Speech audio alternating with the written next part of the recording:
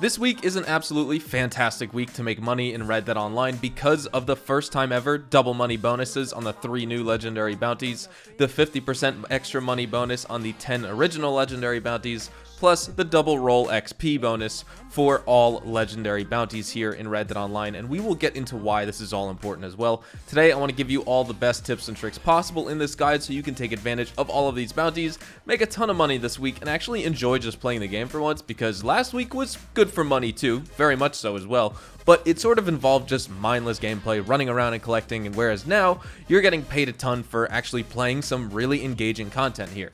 Have I piqued your interest? Good. Now, just enjoy the money-making guides and money farming methods we're about to discuss. If you enjoyed this video at any point, or just find it helpful, please let me know by dropping a like on this video, and if you want to stay up to date and in the loop with everything Red Dead Redemption 2 and Red Dead Online, consider hitting that subscribe button with your bell notifications turned on, and also, if you yourself have any tips of your own and see someone in the comments having trouble or having any questions, go and leave them a reply with some of your own tips that you think the community should know.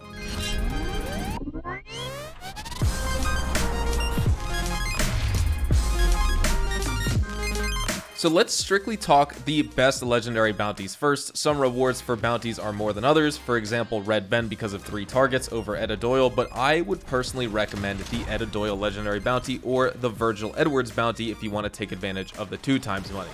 Now, normally the best mission max payout at 30 minutes for 5 stars, we're going to be discussing all of these at 5-star difficulty, is $225. For example, on Eda Doyle, 30 minutes, $225.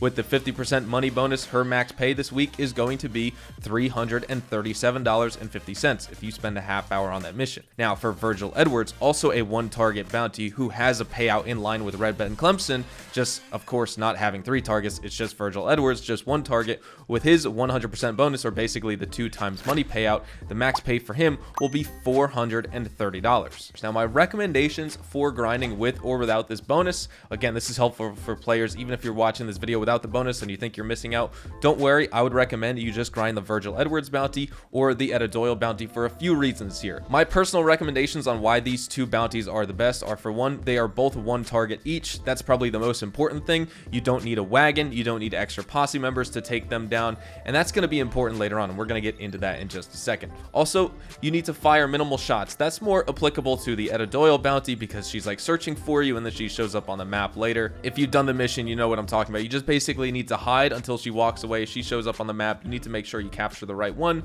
because she has some imposters surrounding her that look exactly like her, and at the beginning you won't be able to tell exactly just yet. But on her mission, you sometimes don't even need to fire a single bullet, whereas on Virgil Edwards you will need to do a lot of shooting because this guy is dressed up in armor. Also, Eda Doyle is very easy for inexperienced bounty hunters, Virgil Edwards as well, as long as you know how to take cover. It's pretty easy, and both of these bounties spawn in corners of the map. Virgil Edwards up in Ansburg in the northeast corner, and of course, then you have Eda Doyle and Saint Denis at the southeast corner of the map. Those are the best things about this missions, and those are why I would recommend you complete those. Now let's talk about some downsides. Trader and Moonshiner won't be producing on legendary bounties. You cannot collect diggable items, and there is a 48-minute real life or a 1 in-game day cooldown to start another. So those are 3 very important things to keep in mind here. Those are the biggest downsides, and that is why I'm typically not grinding the legendary bounties all the time in Red Dead Online, because I don't want to take away from my trader in the free roam. I don't want to take away from my Moonshiner in the free roam. But obviously the legendary bounties are some of the most fun and engaging content, lots of gunfights. I love shooting weapons in this game, and so I would love to play them more. This is a perfect week to do so. The advantages to this money-making method. The 30-minute pay with this bonus will be your best bet for a few reasons. Of course, with free roam missions, you can be more efficient with less time, like we always stress here on the channel with free roam bounties. But just like free roam bounties, you should be multitasking with the legendary bounties. So, for example, on a legendary bounty, or even if you're just in the free roam, collect a tarot card set each bounty you do. This should take about 40 minutes in total to 1. Start the mission, capture the bounty, fight off the enemies if you need to, and then run across the map grabbing a tarot card set during that mission. This is why Virgil Edwards and the Eda Doyle bounties are good choices, because they're only 1 target each, despite Red Ben or the Owl Hoot family bounties having slightly higher payouts. And the other advantage is you're in corners of the map on the east side, so you're not spawning in the middle of the map and you go west and then you need to double back and go east and just waste time that way. Once you're done with the bounty, this is where it gets intense. This is where you need to focus up. When you're done with the bounty, tend to your trader and moonshiner businesses in that 48 plus minutes that you have in between the legendary bounties. That's enough time for almost 25 goods to produce. 25 goods produced at 2 minutes per good is 50 minutes in total. A full moonshine production produces in 48 minutes, and you can also do any daily challenges or legendary animal hunting you need to do, because remember, when you do the legendary animal naturalist missions, your trader and moonshiner actually don't stop producing, so that's the advantage of doing those. So in that first hour and a half, you have the potential to earn the $450 from the Virgil Edwards legendary bounty at the 2x money this week, either $287, $286.50, $240.5, or $239 from collecting some sort of tarot card set. It would be great if you could collect coins and jewelry, one, if they weren't randomized, two, if you could actually collect diggable items on the legendary bounties, but you're not allowed to, so that's why I recommend the tarot card set. So call it $287 from the Pentacles tarot card set, the best one, for example, then $226 from the Berry Cobbler Moonshine recipe.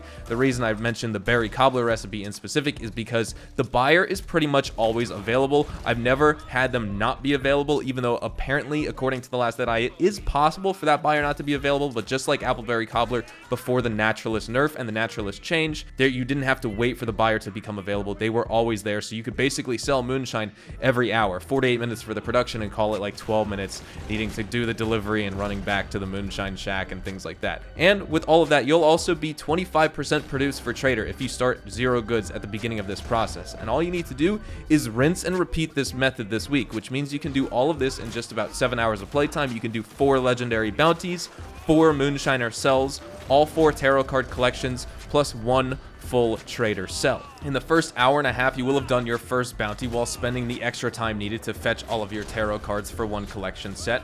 You would have produced and sold your moonshine, and then you can run a resupply and produce 25 goods for trader while you're waiting in the free roam on the 48-minute legendary bounty cooldown. Of course, you won't be able to be perfectly efficient, as 25 goods, like I said, does take 50 minutes in total time, and then you have the resupply time and the moonshine delivery. But all in all, round numbers, you could wait about an hour each time before starting up another bounty just to fit in those free roam activities. It's important here to stick to a rigorous schedule if you want to maximize your money earning potential here this week.